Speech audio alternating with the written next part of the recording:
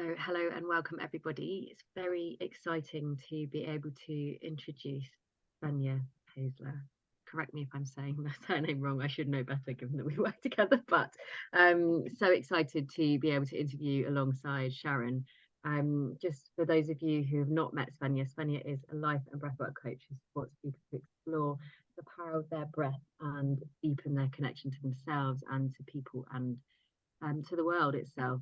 She's also a breathing space trained breathwork facilitator, teacher, and NLP master, currently becoming a somatic experiencing practitioner. And her focus in her personal life and her work is to become more nervous system friendly and trauma sensitive. Svenja is based in Germany and offers regular online sessions as well as individual breathwork and coaching sessions, breathwork courses, and a German breathwork facilitator training course. And if you want to learn more about her work, you can visit her website and follow her on Instagram, which we will share the links. You will have to share the links, Svenja. I haven't gotten to hand. But she's also, our Inspiration Festival director and, community manager at Breathing Space, and just all-round awesome sister. So we're very blessed to be able to, to have you here and hear your voice and just, really hear about your work and your journey into breathwork. So, let's do this. Sharon, over to you. Yeah, I was gonna add on the end an all-round amazing human, and you got there before me. So yeah, all-round amazing human. So blessed and honoured to be able to be in the room with you two amazing women. And Svenja, first question. I'd love to hear a little bit about an expansive experience that you've had with the breath. So our theme is expansion, breathing beyond the known. And yeah, I can't believe having been a part of choosing the theme that it's not present for you in your body and in your person. So I'd love you to share just one, maybe two of those expansive experiences that you've had with the breath. Yeah, I can definitely do that. First of all, thank you for your words, and thanks for both of you being here and doing the conversation with me. I'm quite excited about that, and I feel very blessed and very loved right now. Just want to put that out there. Expansive experiences with my breath. Well, there are a couple, yes. I'm doing breathwork for a couple of years now, and I did mention one of them yesterday I think in our community connection slot, but I might just touch on that one, and then I've got a more recent one afterwards to share. But like my second breathwork session I've ever done was probably one of the most profound experience, and the one after which I knew that breathwork would become part of not just the rest of my personal life, but also I would become a breathwork facilitator because it was just too powerful to ignore. So that experience happened 4 years ago, I think. Like, again, it was my second breathwork session ever. I attended it with Benedict in Brighton when he was still running sessions there. I think it was a session around meeting your shadow or something. And the invite was to go into parts of your experiences where you hadn't felt safe or you hadn't felt held. So, and I know you two know a little bit about my story, and I'm not going to go into it too much because we could basically fill books with my ridiculous childhood. But there is a lot of trauma and traumatic things that happened in my youth, and like still working on it. But like at that particular time, I chose like one of those experiences to just see what happens. I had done a little bit of work around it. I had like faced a couple of fears and emotions that were stuck with that, and thought like maybe breathwork is a good opportunity to go a bit deeper into that and see what comes up. And the breathwork session itself was like beautifully led. It led me on a like proper journey, how as a facilitator you hope this is happening, how the aim is, and then I was able to connect to this part, to this younger part of me, really go into the situation that occurred when I was younger, and really feel the emotions coming up. And then at some point at the peak of the session, Ben was inviting us to really feel into our body and see where's the emotion stuck and what's still there. And I could feel like this massive amount of shame in my belly and just like really tightening me up. And Ben invited us to breathe into that, and I think I did, and I don't think I moved a lot. But then in the middle of me like really feeling into this shame and like feeling like how narrow it feels and like how close it felt, one of the angels working in that session actually came and put his hand on my belly, on the exact place where I could feel all the stuckness and all the shame, and like just with having the hand on my belly, I was suddenly able to like breathe much more freely, and the shame was able to, I was able to release the shame, but like to just expand a bit more in my own body. So it was quite magic, actually. It was kind of a crazy experience, but yeah, again, that obviously led to me going like, yeah, I'm definitely going to bring this out into the world. If that happens to me, it must have other people too. And so that's the one. And then a more recent one actually was an experience that didn't even happen in a breathwork session, but actually in one of my in my therapy sessions. So I'm like, for the last 2.5 years, I've taken sessions with a somatic experiencing coach, which is basically the opposite of talking therapy. It's basically coming into your body, feeling what's going on, like the sensations, the feelings, and working with that. And we've been working together for well 2.5 years now. So there's lots of stuff that we already looked into, and then like that I was able to release or change. And in this particular session, there was just like a topic we looked at and that I was able to get a new understanding and a new feeling for.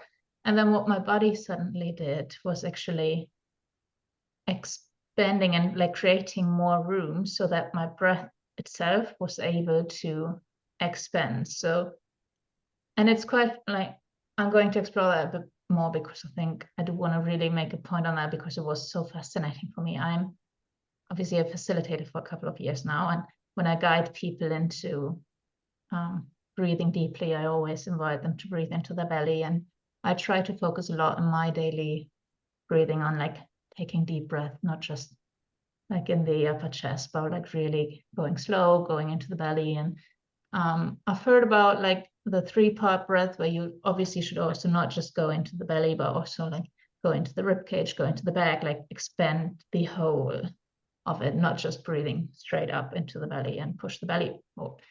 And I could, like, until then, I could do that if I really forced myself, like if I concentrate really hard on like expanding the rib cage, like breathing into the back. It worked, but not like quite naturally. So I still always just went for belly breath, belly out, and that's it. So in the session that I had, like all the realizations, the physical, the somatic work that happened in that moment, suddenly I was like dropping deeper into my body, and quite automatically, without me doing anything, my breath suddenly started like moving my back. So I was breathing deeper, not just in the belly anymore, but really in the breath, in the back. And it is quite fascinating when all of a sudden you explore a different part of your body that you hadn't really had access to. And as I said, I was able to breathe into the back like very, very focused and consciously before, but not like in a natural way. But suddenly my body had more space and felt safer. And my breath now automatically always goes deeper and like also in the back. So it's not so much I need to focus on it anymore. I just I do that randomly because it's so fun for me. I do check in with my breath and see, am I still breathing in my back? And I'm actually still breathing in my back. So for the last couple of weeks, that's quite a new experience. It just happened like 3-4 weeks ago. And I'm, as a breathwork facilitator, was so excited. I actually started crying afterwards because I was like, oh my God, I can breathe into my back. There is more space in my body, and my body feels safe enough to take more space when breathing. So maybe it's just me being really excited, but I think that was one of the moments where I thought like that's why I did therapy for years now, because I've like this is one of those moments where you think like, gosh, it's all worth it. So yeah, there was a lot of expansion with my breath without actually my breath being the key tool to work with. It just happened naturally in the journey. Oh, thank you, Svenja. I love that. The way the breath, when we work with it, becomes like a natural facilitator, and it's no longer necessary to be in a breath work in order to connect with our breath and for it to have that expansive and beautiful experience. Oh, we seem to have lost Hannah. Oh, that's very sad. Hopefully she will come back and join us and we can continue together. So are you okay with me in the intervening period? I'm sure we carry on. Yes. I'm sure we do. Yeah, so thank you for sharing that. I love the way it's natural. I'm just going to move my camera because the whole setup has moved now, so I won't be able to see you. Because I've moved to a different part of my screen. Thank you for that little episode there. Oh, so beautiful, beautiful, beautiful experience. The ability to be able to do that in a natural and normal way. Yeah. So you've mentioned your body a couple of times.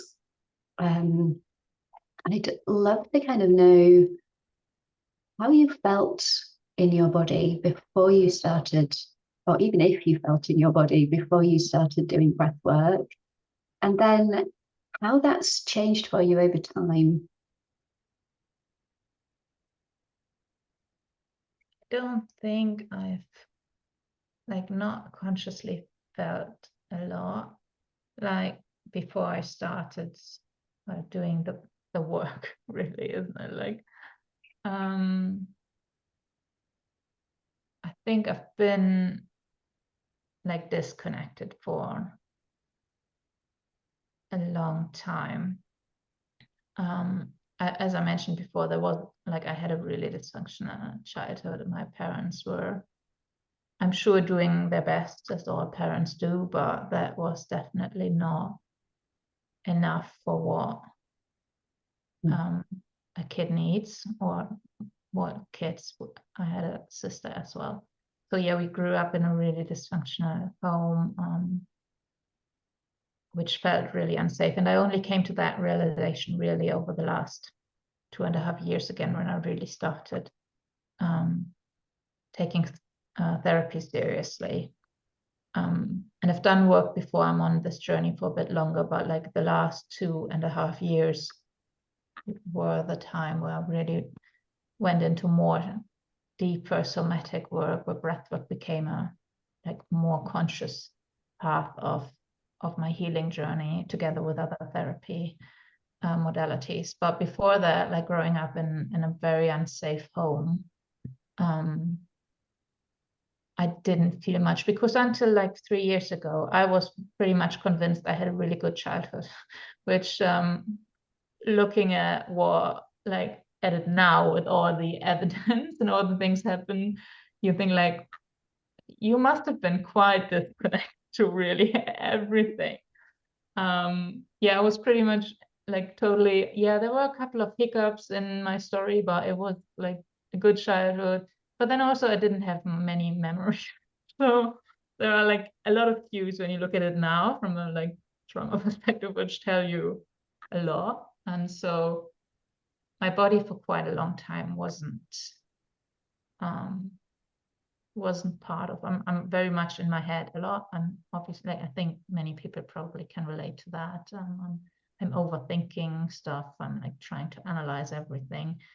and I still do, because that's obviously the coping strategy I developed over childhood, just like managing everyone else and like analyzing what's happening and managing everybody else's needs. And sorry.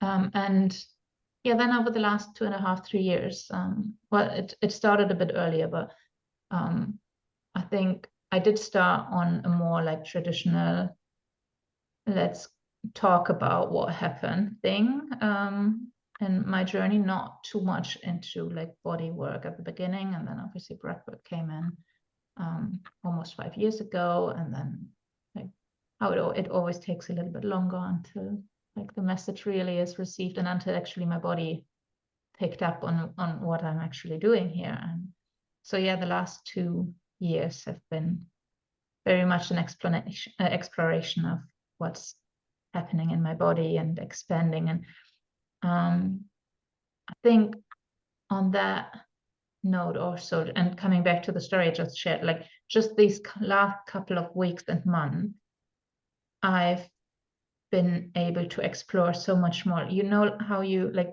there was this point where I realized I actually need more support. I can't do it by myself. I can't do it like with online courses. I can't do it with group courses. I need actual individual proper therapy, which involves the body, because otherwise this isn't working. And then you go into it, and my personal journey, and I think this might match for many people as well, because I heard similar stories before. You go into it thinking like, I know what I want to work on and I will resolve it. But actually, once you start working on it, you just go deeper into shit, really. And like more stuff comes up and you think like, holy whatever, can I just shut it down again and go back to what was previously, because that felt a bit easier.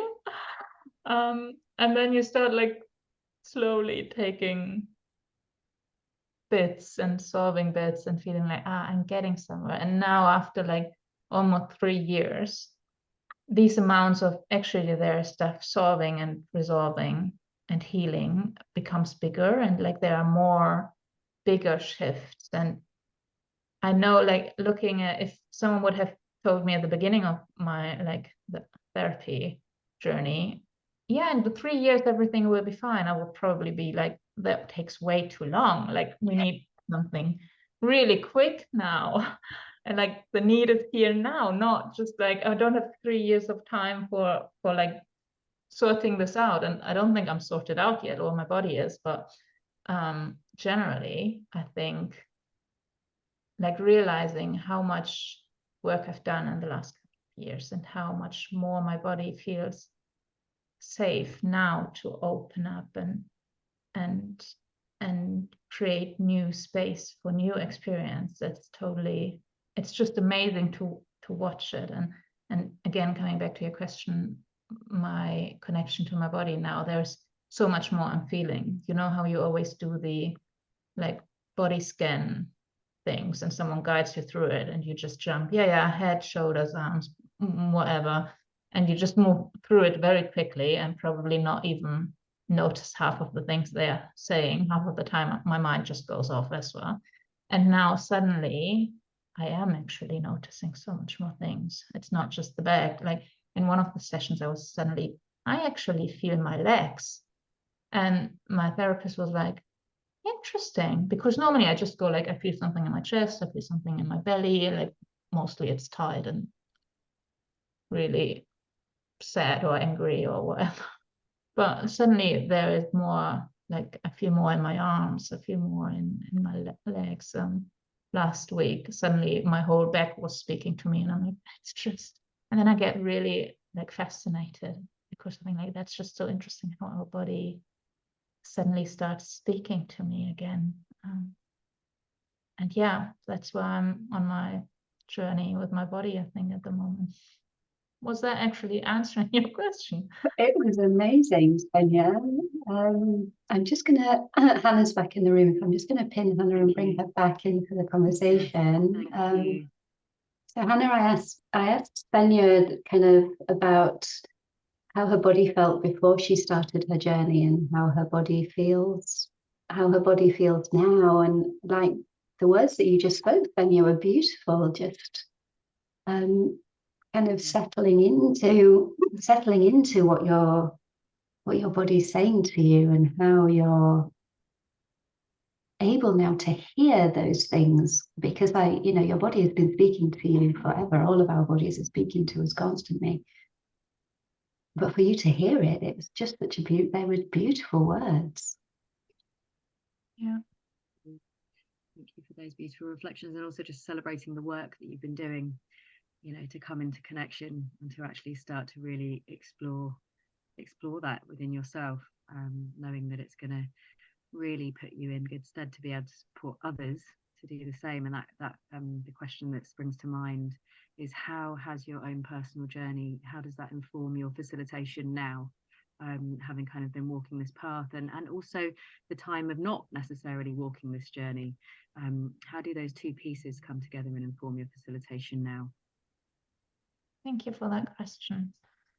Well, it definitely changes everything, doesn't it? Like, and I know, like in breathing space, we often speak about like walking the path of the wounded healer and really going on your own journey, because then you like, and I truly believe that, because that's what I'm experiencing. You can only take people as deep in their journeys as you are willing to go in your own journey, because otherwise you won't even be able to hold that or grab that or be aware of it.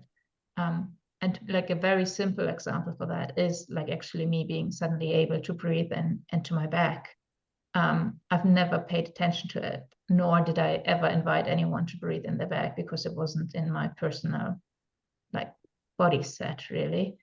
But now suddenly being aware that actually you can do that, and maybe other people can do that, and maybe many people don't, I don't know.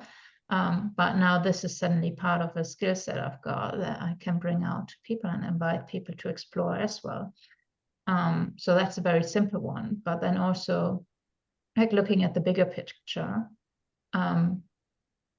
I did come from a completely different like area field. I guess looking at like I went to uni and studied economics, and then went into like human resources in a big corporate world, and that was all pre breathwork and therapy. You say pre starting my healing journey, I was like really set on, I'm getting my job, I'm going like up the general career ladder. I had like a couple of really strong like female examples of like where I thought like, oh, by 40 I can be in this position, and I want like this goal, and I want this money.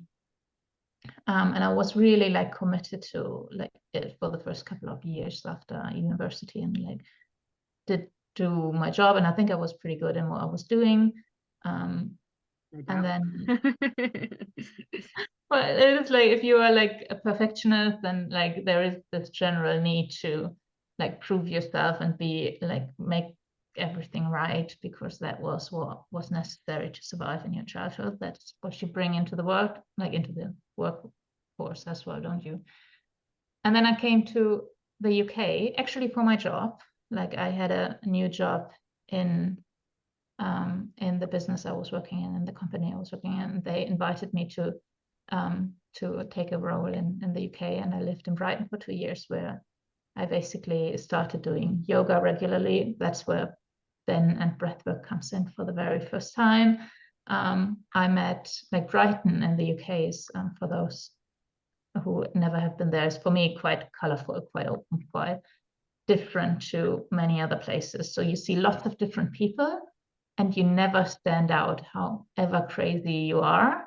So I was like, basically, like for me, that was like coming from a very, this is how life goes, and these are the steps you do, and you never try to stick out of any like group of people, just be normal. Like Brighton was the opposite for me, and like opened up my window into maybe there is something else possible. And so yeah, then breathwork came in. then lots of inner work happened. I did the breathwork training, breathing space. I started therapy, and actually quite early in that journey, the realization came, like this world, like this work and this life I've thought I would build isn't going to work. Like my values actually don't match at all.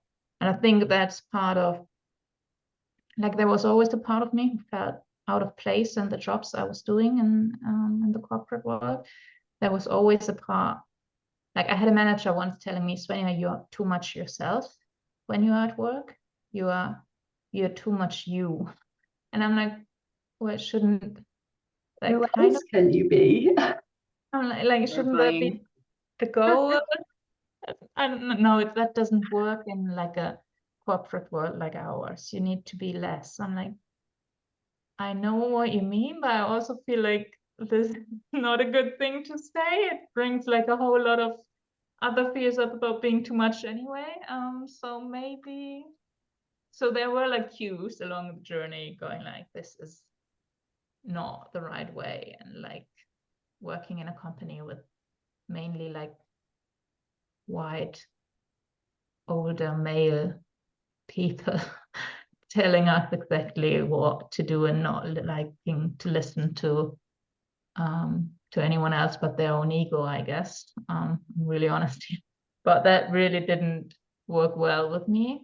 And then yeah, the whole journey came in, and I realized obviously my values are much more important than actually making money, which isn't even part of my value system really. Money wasn't like a driving factor in any of the choices I ever made, even career-wise. And I came back from the UK, and like 3 months later, I quit my job and decided to become like self-employed and do my own business. And this way, it just like ever since then, it all falls into 2020, when like basically a couple of weeks before COVID hit, I decided I'm leaving my job, I'm starting my new thing. And this year was just transformative on so many ways. I started therapy. And ever since then, the journey just went deeper. And now, like, as you mentioned at the beginning, I am training other breath workers, but I'm also doing group sessions, I'm doing individual sessions. And I think the journeys I'm taking people on now, also compared to the journeys I took them when I started my facilitator training, for example, are slightly different because I'm different. My focus now is much more, and you actually said that at the beginning, Hannah. My focus is much more on nervous system friendliness, on like being sensitive to people's nervous system states. Often in breathwork, we just go like, you just need to breathe harder, you just need to push through a little bit more, just go over the top and result and go into some kind of cathartic states. And I'm now in a point of like my journey where I feel like this isn't actually what brings the benefit. And it comes back to what I said earlier about my own like journey of 3 years of therapy. And finally I'm like, oh, here come all the like realizations because of going slow, not because of trying to push through everything in like the first 1 or 2 sessions, but actually because giving my body the space and myself the opportunity to explore and grow and expand in a way which feels safe and which feels like survival is possible. Because obviously when you come from a state like mine or from an upbringing like mine, like, and I had this conversation with my therapist actually last week, your body is in a constant state of surviving and making sure you are not dying because of whatever reason. And that needs time to unlearn, doesn't it? Like it isn't, I like anytime I hear someone saying like, oh, within like a week or 2 or a session, your whole life can change. And it probably can. I feel like this now with sessions, but I've done like years of work now already, and I don't think I'm done.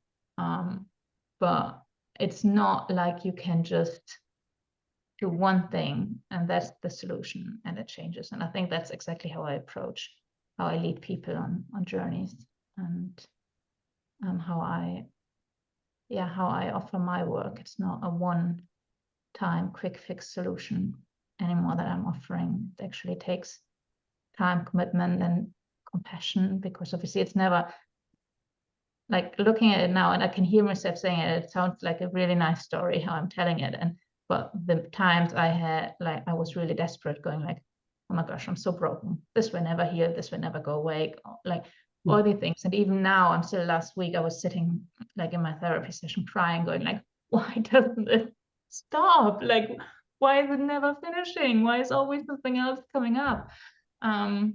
So yeah, I do think we need a lot of grace and compassion while we are on this journey. Yeah, the word that keeps coming to mind when you share is just like, that thing of integration. And you were speaking about being, really sort of nervous system centered, and the nervous system just needing that time to be able to integrate all of the learning. So, yes, of course, like, amazing realizations and insights can come in those big aha moments, but how do we integrate them and anchor them into the everyday? And it just, it sounds like you've really embodied that it's all about bringing it into a place where it actually can function, and function really well. It takes dedication and practice, and actually the word that comes is devotion, being devoted to the path of actually, like, I'm going to really sort of explore this in the most kind and caring and compassionate way that I can, so that I can thrive, not just survive, but thrive. So yeah, thank you, Sharon. That's actually, sorry, just one sentence about, but that's actually something I just came to realize in the last couple of, and I'm sure it came up before, and I'm sure like that was mentioned to my from my therapist before, but like I just a couple of weeks ago had this realization about, I actually just, it's not just about surviving. I'm done with just surviving. I actually want to live and play and have fun and thrive. And you would think, like, hearing that, like, if someone had said that like years ago, it was, yes, of course, like, who would just want to survive? And like, but it again is the different thing when it comes like from the body, if like actually your body realizes what that means, and it's not just being like a sentence in your head saying, like, obviously I want to have fun and I want to enjoy my life, and then you go and hustle along with like the whole culture we're in, and go like be productive as much as possible. But when it suddenly comes back into your body and saying, I'm really tired of just surviving, there's actually really a need for more space and pleasure and fun and playing. And fun enough, Sharon, I think that's why it moved me so much last night when we were listening, like the interview with Michael Ellison we had on the festival. He was speaking about what does play actually mean, and it's something that keeps coming back to me as a topic, where I think, like, what does play actually mean? Because I don't think I've played since I've been 4 or something, and I had to grow up in this dysfunctional family where play wasn't possible because it was about surviving. So yeah, it's just really interesting how, like, step by step you explore more of those topics, and your body slowly graduates into it.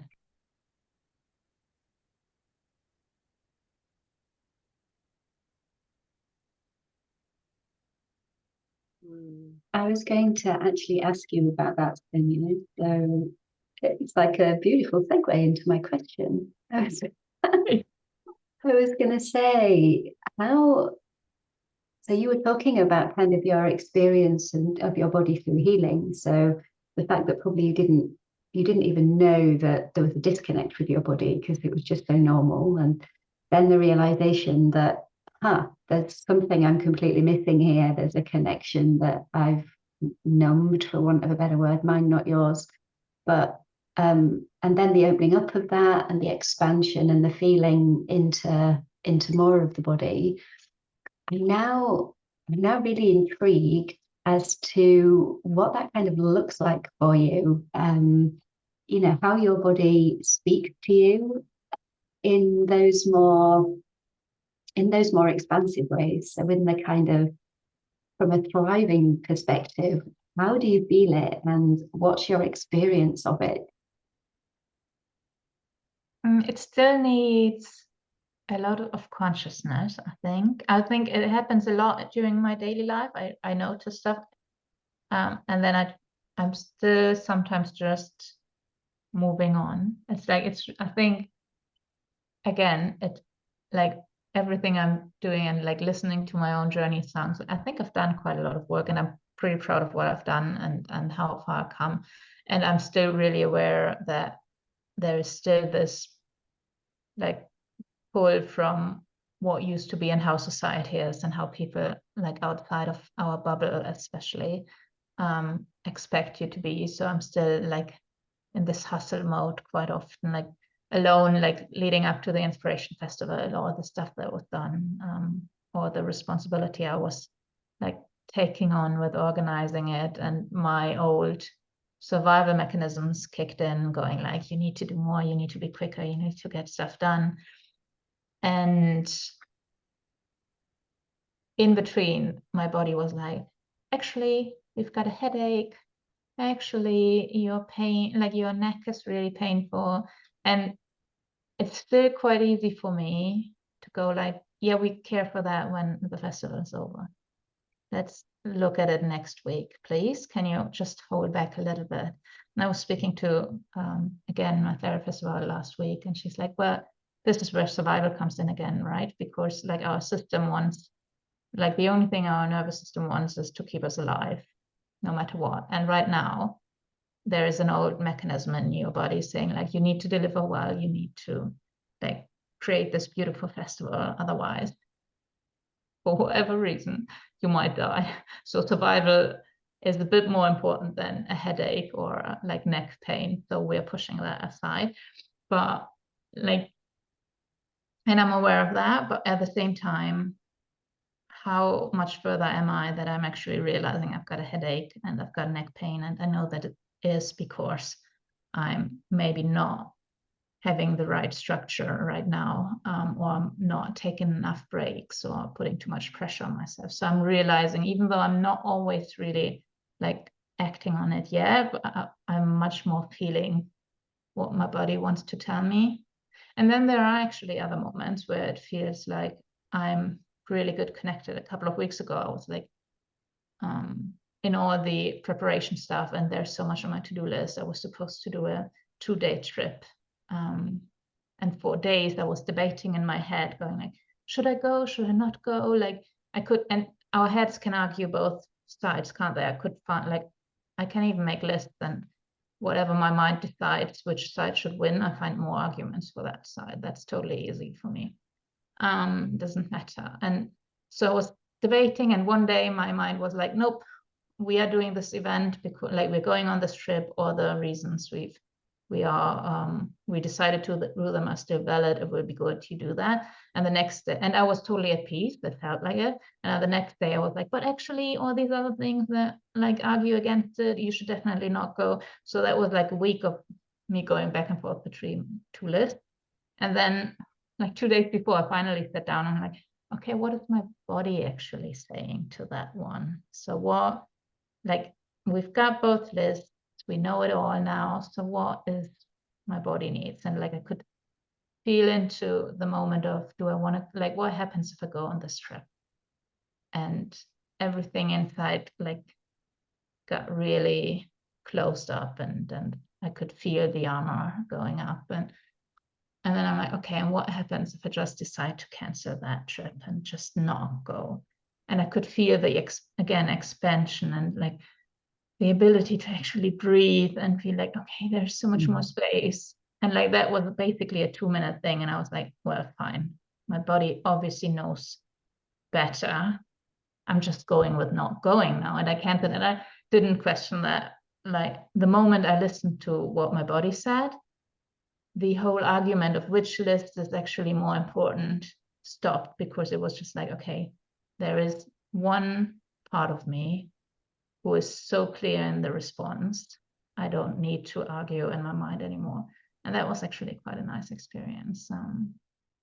Something I hope I will be able to do a bit more often in the future, and maybe a bit sooner, not just like arguing 7 days and then finally remembering that my body might have an answer that goes a bit easier. But yeah, it is still a process, but I am trying to integrate more of my body in my daily life. I hear you there, Svenja. I think all of those things are important, the list and the thought and then, you know, and the sensation. And the same thing, yeah, that kind of length of time it takes you to think, what resources do I have to support me in making this decision? And then eventually you do it, and it's moments, right? It just takes seconds, and suddenly that point, because we've practiced it for such a long time, but when you actually remember to do it, you remember to step into the resources you've got, yeah, the response is almost instant, isn't it? I love that. Yeah, thank you, Anna. Yeah, absolutely. I just feel really inspired listening to you speak, because it's like, you know, I know that you obviously do all your kind of continued professional development courses, doing the somatic experiencing, the NLP, you know, the breathwork training, and then doing your own kind of inner work, and then the life curriculum, you know, where we have these kind of life experiences where it's, you know, we kind of go, okay, well, what's coming off my system, and just seeing how that would just undeniably be trickling into the way that you are able to support and facilitate people of like, well, actually I've had this experience and I know it really intimately because I've actually lived it, you know, from decision making to, you know, to all the other things that you've shared as well. And I suppose the question that kind of comes is, how can we best support people in a way that really empowers them, and also kind of allows us to, you know, you were speaking about not, you know, a boss of yours saying, you know, you're to yourself you're to yourself in the workspace, and how can we as facilitators sort of support people without kind of making it about us, but also bringing ourselves and our experience to the work? You know, how do you negotiate that and bring the body of your work, whether that be the training you've done or the life experience you have, how do you bring that to your work, to your clients? Like the first thing that actually comes to me is something, again, Michael Ellison said actually yesterday, and I just found that really inspiring, that whole conversation. But I think it is meeting people where they are, especially in point what you just said, and not like putting our own stories on it. And like, I think we all do that sometimes. I know I especially do that when I'm with like friends and not into like, I don't have my completely professional hat on. I go like, you know what helps me is but that might actually not be what the truth is for another person. And then also, like, coming from a nervous system perspective, we all are differently wired. We all have like different life experiences. We all have like, our nervous systems react to different things. Some people get stressed really easily by like, oh, I spilled a glass of milk, and they completely lose it. Or someone has a car accident and goes like, oh, no biggie, it's just a car, doesn't matter. And obviously that has a lot to do with our nervous system and maybe the experiences, the trust, the safety we feel. And I think coming back to meeting people where they are, it means like looking at what is present for them right now. And obviously with me, like, I'm just doing the somatic experience training. I'm in the middle of the second year now of this 3-year training. And there's still quite a lot to explore. And then I've got my own journey and looking into it. But I think also, like, just like not bringing my story, not like looking what is the solution, but actually trusting that their bodies, their systems know best. And it might not look like this for us. It looks like this, like all these patterns we've got, all these like mechanisms we use to like to structure our life or whatever. And even if we ourselves realize this is like very dysfunctional, this is not really useful or whatever, it is useful in a way that it helped us create safety in an unsafe environment. So whatever, coming back to clients or people we work with, whatever they bring, however weird it seems or dysfunctional, or there is a use in that and there is a benefit in that, and just coming with a lot of like acknowledging people for who they are, I think is really important, and for like what amazing work their systems have done to keep them alive, because that is obviously why, like what their systems, what their bodies thought needs to happen so they survive. And I'm not saying we need to like accept everything when like coming from the different perspective of like people who've been abused might feel like I need to forgive the abuser because obviously if they could have done it better they would, and the nervous system, they had trauma, and that probably is all true, but I also don't think it's an excuse to keep hurting people. Obviously, just want to say that, because I often think there is like there's also a danger to go like, oh, you just need to forgive them, like they couldn't do it better and they had trauma themselves. And yeah, that is true, and also it's still not okay. And but coming back, like, and I just wanted to give that a bit of space in regards to clearing that obviously sometimes we need to cut people out. We need to say, actually, you need to deal with your shit, otherwise I can't be with you because you're hurting me. But then coming back to the people in front of us working with us, I think meeting them where they are and acknowledging that their system did the best they could with what was offered to them is where we should start. And often that means they might not feel anything in their body, isn't it? Like I sometimes do that, trying to go into sessions saying, okay, what can you feel in your body? What's your body telling you? And well, in the world of disembodiment, disconnection, lots of people go like, I don't feel anything. What do you mean? I feel like I've got a headache. Great. And that might be the starting point for it. Yeah, beautiful. And I love that you also bring in that important piece of finding where the boundary is, Yeah. finding where the no is. And that, yeah, of course, forgiveness and self-acceptance is so important, but also so is finding our no and taking necessary steps to do whatever's going to serve best in this moment, where maybe that agency wasn't there previously, but it is now. So yeah, thank you for naming that.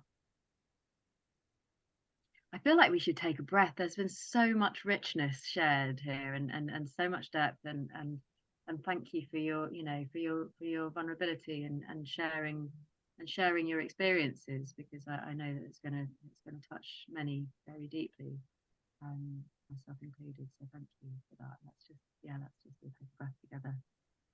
Thank you.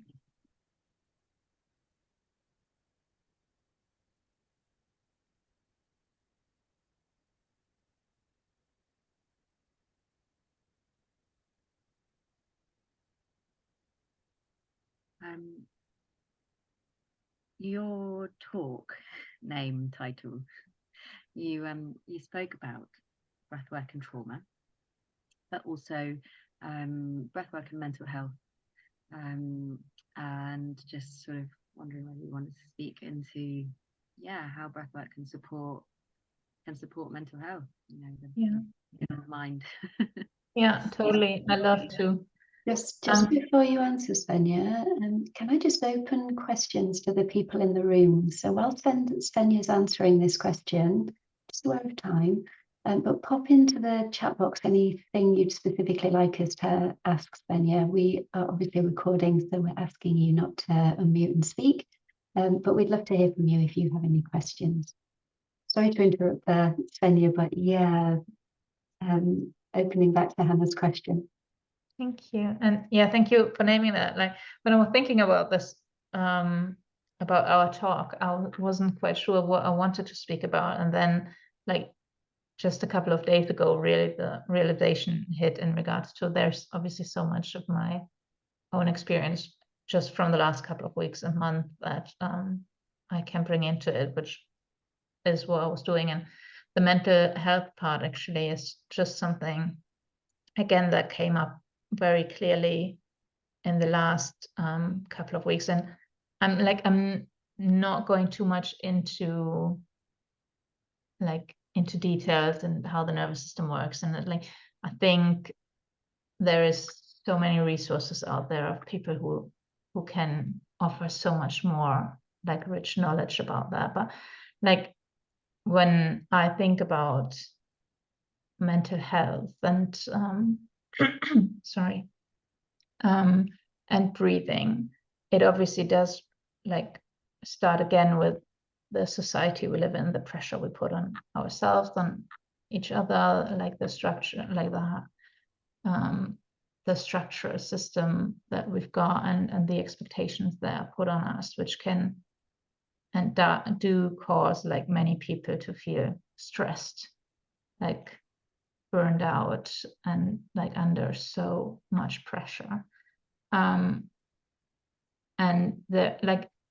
again, there are different levels to it, and I can mainly speak to the individual level, being really aware that there is the more structure, societal side on it, which obviously influences how we as individuals are affected by it. So I generally think there is more than what an individual needs to do to improve their mental health. I think there is politics, society, there are other factors and elements that need to change for us to be able to heal properly. On a personal level, I find breathwork one of the most supportive tools. And there are other tools. I'm not saying it's the only one, and I'm not saying it's working for everyone. I'm also very much not into doing ultimate statements about what works. But me personally, I found my breath such a powerful resource when I'm stressed, just coming back to my breath, realizing what's happening, and then also being able to communicate with my body around it. And this can mean you do particular breathwork exercises. I think I would assume many people know about box breathing or coherence breathing or stuff like that. That is obviously something that on a very concrete level can support us in situations where we feel stressed or overwhelmed. But then again, when I look at my last couple of weeks, I had quite an interesting experience a while ago, which just was frightening and expanding at the same time. And I do want to share that actually. And it is not I'm not sure how much of a learning is there in it, but I am quite fascinated by the experience that I made. So the last couple of months have been really challenging, and lots of topics came up, lots of inner work was needed. I've met new people, and with new people and new connections, old stuff comes up that I wasn't aware is still there. So there was a lot of things, and then lots of to-dos and lots of projects I was working on, and the stress really got high.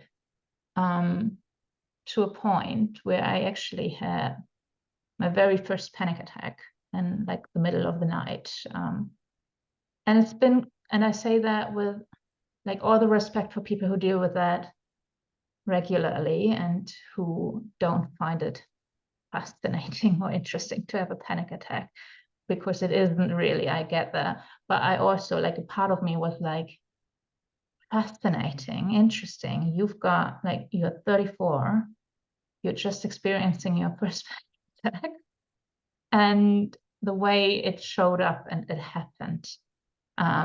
Because in that moment, like, I was in a conversation with someone and in a conflict on the phone, and I realized my body, like, I felt like getting sick, like physically getting sick within seconds.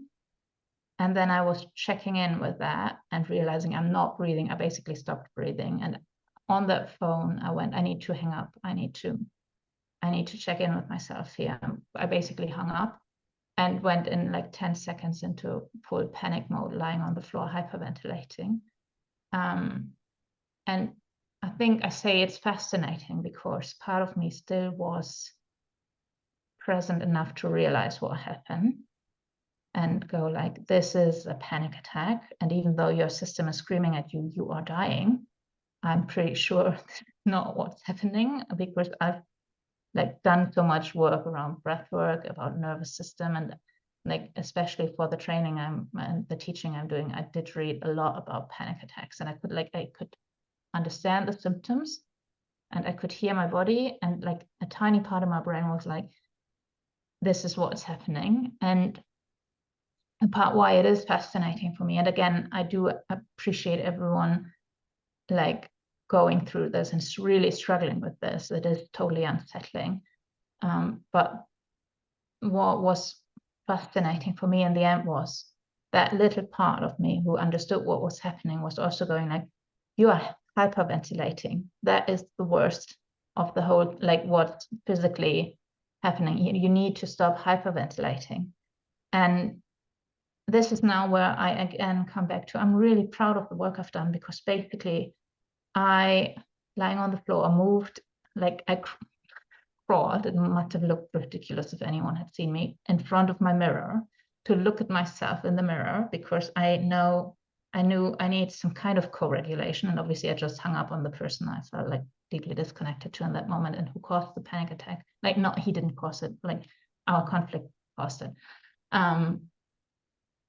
But I needed co-regulation, and I was the only person there. So I felt like, let's try co-regulating with yourself and with your breath. And I basically watched myself in the mirror breathing and like telling myself to slow down my breath. And it took a while. It's like it wasn't an instant thing, but I think that was ultimate what helped me get over it, and also look at it from a very like more from this, oh, this was actually an interesting experience. Like, I don't need this again, but also it is interesting. And now coming back to the topic of mental health, because I don't think, like, that's why I mean, breathwork isn't the solution for anything. It just like for everything, it doesn't take away all the stress or the problems or the things. They still come up. Like, obviously I'm doing so much work and I've done so much on my healing journey already, that, and it's still suddenly with mid-30 I get my very first panic attack, even though I thought like I've gone through worse things than a conflict with the person I like. There are definitely worse situations in my life, and suddenly this causes a panic attack.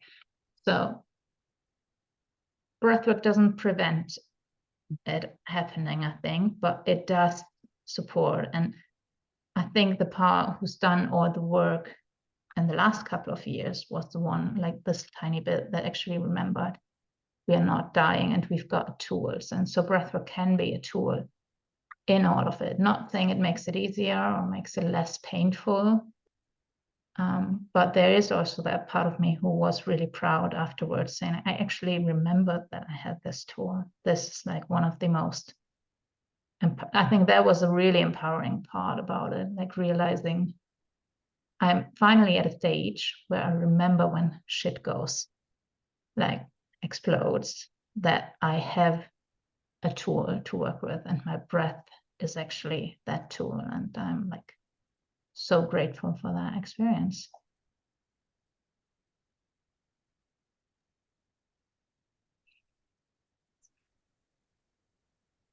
yeah, it's a practice, isn't it? The more that we do it, the more that we come into connection with our breath, the more opportunity and availability we have to access those solutions in times that are where we feel like maybe we've been a bit hijacked. Our breath is totally gone and done something, doing something else, i.e. Hyperventilating, and not allowing us to be able to access our thinking mind. But something in there, when the practice is there, something comes online and is like, hey, you can do this. There is a way through, and it just always comes back to that thing of it's dedicated practice. There is no quick fix. There are many magical, mysterious moments, and I want to celebrate those moments too, and not say that it's that it has to be always just really hard slog, and but also just recognizing those regular touch points that you've been speaking about, just like how transformational they are, and they're not necessarily as loud, but they allow for moments like you just shared for us to be able to come through them. So yeah, thank you for sharing that. It feels incredibly relevant and important that those kind of real time, real life stories do get shared. You can come through the shit. It's important. Yeah. My response is a little less considered than Hannah's. That was beautiful, Hannah, but I just want to go, oh, I'm so proud of you. Thank you. I can almost feel you crawling along the floor and thinking, I can just co-regulate with myself. It's like that had like a visceral response in my body. It was like, oh, inspired. I mean, such a thing to be able to do in that moment of, it's like, wow, like super inspired and super respectful of you right now. Amazing. Thank you. Not really very professional, but that's what I felt. I appreciate that. Thank you. Well, it's not professional. It's all about being real, I would say that it is professional to be in your heart and to be real. We're changing those old paradigms, those old stories about what it means to be professional. Actually, to be in your heart and to be able to celebrate one another feels like a pretty important piece for us to bring into a new way of being, basically. And that's really the thing, isn't it? Because in the whole mix of, and I am really proud of that, and I am really happy how far I come and how I handled the situation in the end. But then, like Hannah, what you just said in regards to what like the old world, however you want to call it, like the structures that are still out there. There was also a part of me who went like, you can't have a panic attack. Like, this is like, you've done so much work. This is ridiculous that you are actually going, like, there was a voice being really critical. And then there was another voice afterwards saying, this can't really have been a panic attack if you were able to handle it. And I'm like, excuse me, what are you? Like, there are other voices, like, and I just want to name them because, again, it's never just black and white, isn't it? But there is a voice in me who said, like, it can't have been so bad. Like, you are basically telling everyone with a panic attack they just need to learn breathwork and they will never struggle again. But which, like, there is like this really critical voice in my head going, like, this can't be real if you were able to handle it. I'm like, okay, we might need to look into that too if you don't want to acknowledge your own work here. Yeah. I think but that is what society also gives, like, tells us, right? So the sharing and the being vulnerable and being honest is really important, I think, in creating a new world, a new society, new way of living for everyone. Yeah, absolutely. And actually, I can't help but bring it in, because you have just touched upon the conditioned mind that has been taught to be really hard on oneself, and and quite critical. I think that we've all kind of been subject to that going through the school system and the workplace, and dare I say the patriarchy. So I want to ask you, you know, as a female facilitator, you know, how does being a woman inform your work? You know, being a facilitator who's also in a woman's body in a world that is, yeah, that has want to think of my words very carefully. I feel you. Yeah. You know, that in a world that has been, you know, I will just say it has been structured in a very patriarchal way, and we find that there is this emergence of a more feminine approach. That doesn't mean that all women are, you know, we're not saying that it's male and female. It's more just in terms of feminine qualities. How does that inform your work? Do you feel like you're able to bring in a more kind of feminine approach to your work, and you know, and how does that filter through? I don't feel like I necessarily kind of worded that so articulately, but hopefully you're going to be able to yeah, get my sentiment and yeah. I was just thinking, it's like we could have started with that. I could have probably talked about that for an hour, like, because obviously that is something I'm very passionate about, and I like, just to take that at the beginning, like for quite a while I was like really thinking how much of my own like activistic and political views should I actually bring into my work and let people see, because I've got quite strong views on feminism and like politics in general and the state of the world.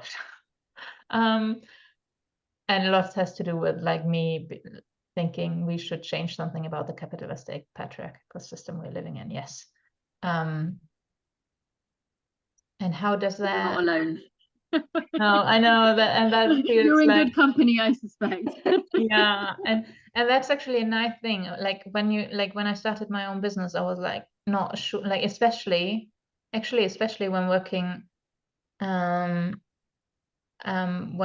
I started working with Breathing Space and like running the facilitator training in German, I was like, so how much of my own personal beliefs can I actually bring in? Like working with a breathwork school, with a global breathwork school who wants to be open and welcome everyone. And it took like basically my first round of training to realize I don't want to welcome anyone in, like everyone in. I actually have a very clear sense of people I want to work with, and I want to train to become facilitators and breathwork coaches. And there are people who do think in a similar way as I am. I want to be inclusive, but in a way that actually excludes people who are not inclusive.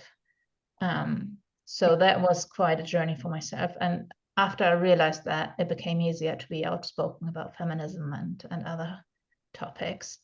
And how do I bring that into my business? And I think it's still a learning journey. Like I haven't figured it out. There was like I think my second year of being self-employed, I went very much with I'm just going with the flow from now and forever. I'm just going very, very feminine and just doing flow and do whatever I feel like. Quite quickly realizing that this is also not like working probably when we speak about like that. And I do struggle with like the traditional, like what's female and what's male, like the binary thing. But if we're going with the more female qualities, meaning a bit more like soft and flowy and passive, and then male being attributed more like qualities like aggressive, like strong, active, whatever, pushy. And again, it is I coming more and more to the belief that this isn't also how this attributes should be defined. But like we need everything. Like now coming back to the business, I do need structure. I need pushiness. I need to be loud as a woman, especially as a woman, to make my point and be heard. I can't just go easy peasy, light and love, flowy around and this is how we change the world, because we probably won't change the world. And that we need to be loud, we need to be clear, we need to say what's wrong. And I'm still finding my voice, still trying to figure out what is right. But a couple of things I am paying attention to is actually paying more attention to women, looking for other women more. Because I think if you start your own business or if you start working with people, it's quite easy to find male coaches or gurus or experts. And often, like in the wellness industry, yes, there are many women being successful, but then I'm also paying a lot of attention to, is that just the copy of a patriarchal capitalist thing? Are they just doing what men taught us to do, or what patriarchy taught us to do? So I'm very much more conscious about seeking people who also challenge the state of the world. And the same goes with like looking beyond my own skin color, actually. And that's something I'm very much like focusing personal learning on as well. Like we are still very, like the wellness industry again in Europe, I feel is still very white.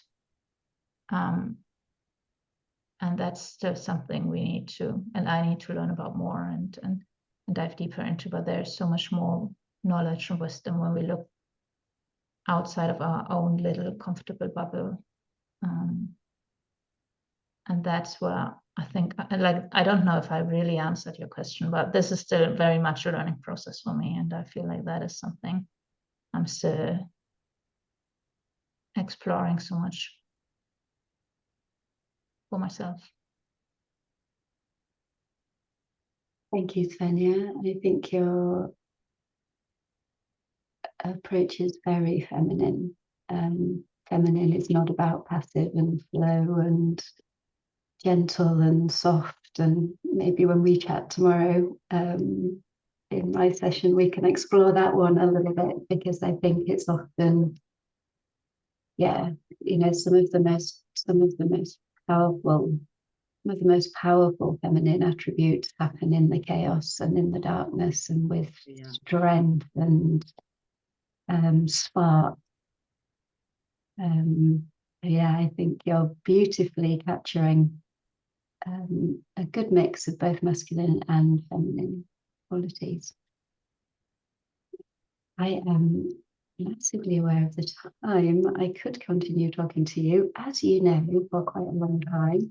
I want to just thank Liz particularly for popping some things into the chat box. She thanks you for your inspirational journey, which, yeah, I mean, echoing, I'm sure, Hannah and I's thoughts on our time with you.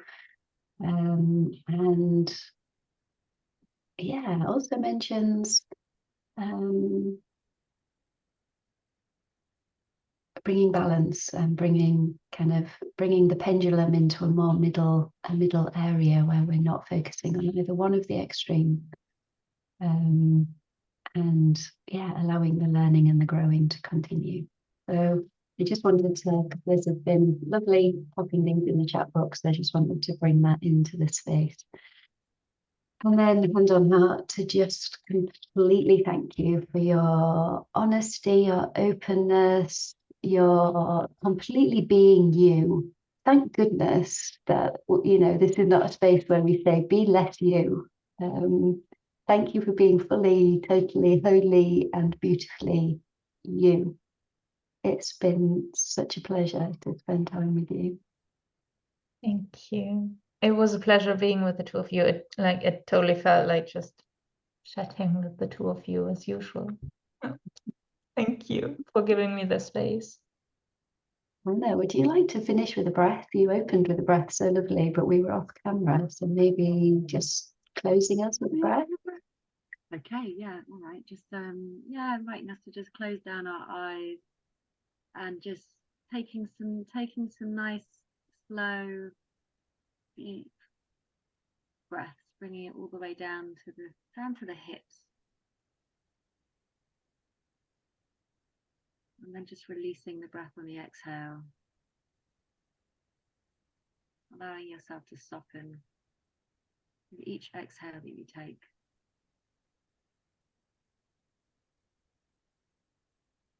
Then taking your awareness into your heart space.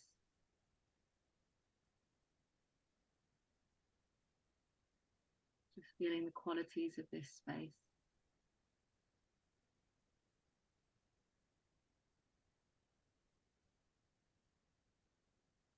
Taking a moment to breathe with gratitude towards Svenja,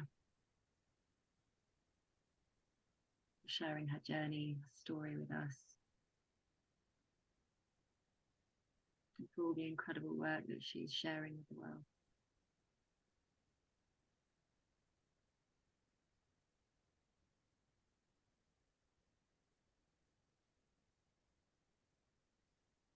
I'd like you to take a deep breath in, and then on the exhale, just a nice sigh, letting go.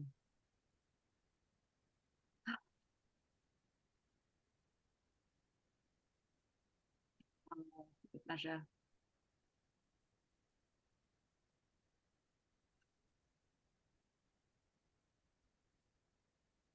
Ready, just gently opening the eyes, looking around the room.